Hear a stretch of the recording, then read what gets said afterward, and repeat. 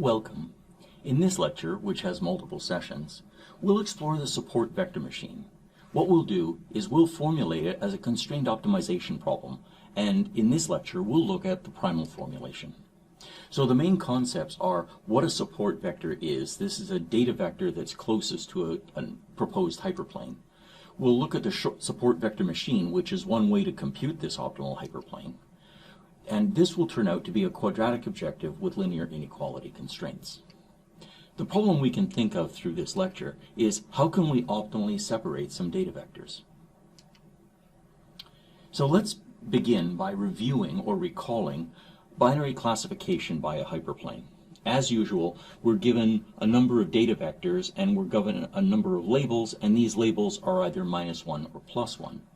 And our prediction is a quantization that in here it will map the vectors to this set -1 and +1, and we can represent this as a hyperplane, capital H, which has a weight vector that is the normal to the hyperplane and a bias scalar which is the value b as a real number.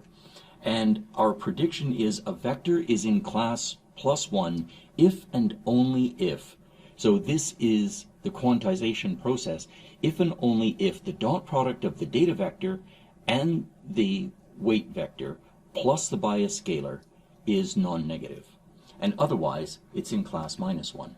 So we can write this quantization using the sign SIGN function of this computed value.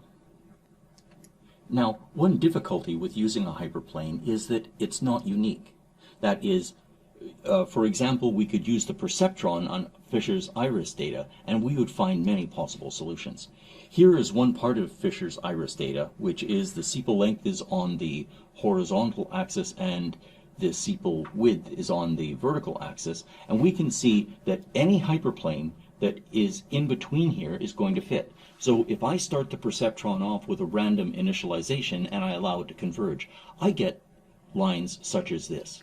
So the question is, which of these is optimal? And what that means is we have to define optimality of a separating hyperplane.